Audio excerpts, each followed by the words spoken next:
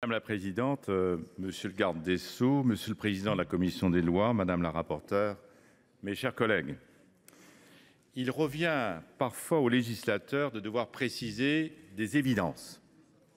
C'est le cas aujourd'hui avec cette proposition de loi qui vise à adapter le droit de la responsabilité civile aux enjeux actuels. Son article unique insère dans le code civil à la fois une création d'origine jurisprudentielle, la responsabilité sans faute en cas de trouble de voisinage, et son exception, la théorie de la préoccupation. L'objectif est clair, limiter le nombre de contentieux de voisinage portés par les personnes qui s'installent en milieu rural sans en accepter les particularités. En effet, et je voudrais le répéter bien fort ici après tous ceux qui m'ont précédé, la ruralité est une identité, une culture qui se partage à condition qu'on la respecte. Depuis quelques années, nombreux sont les élus locaux et les exploitants agricoles qui font face à une hausse des incidents qui relève d'un décalage entre, ça a été rappelé, une vision un peu fantasmée et donc forcément déformée par ceux que l'on appelle les néo-ruraux. Importunés par de prétendus désagréments sonores, visuels, olfactifs, ils multiplient les plaintes en mairie ou en gendarmerie. Et je me félicite que la commission paritaire ait été conclusive.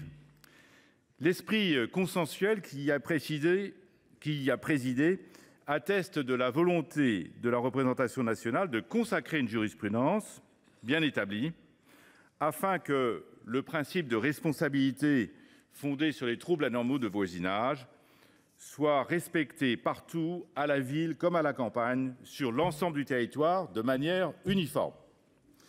À cet égard, je suis particulièrement heureux de souligner que les travaux du Sénat ont contribué à améliorer ce texte. Je veux parler de l'insertion dans le code rural d'une exonération particulière pour les activités agricoles. La responsabilité sans faute d'un exploitant agricole ne pourra pas être engagée si ces activités se sont poursuivies dans les mêmes conditions, mais aussi si elles n'ont fait l'objet que d'aucune modification substantielle. Et c'est fondamental, parce que c'est là que la jurisprudence se distinguait en différents courants. Je souhaite remercier notre rapporteure, Françoise Gatel, pour son implication et la qualité des travaux qu'elle a menés en bonne intelligence pour aboutir à ce texte consensuel, équilibré comme elle l'a souligné tout à l'heure. Il faut protéger nos agriculteurs contre les actions abusives et aider les maires à désamorcer les conflits de voisinage au sein de leur commune. La proposition de loi remplit cet objectif. Quels sont ses avantages ?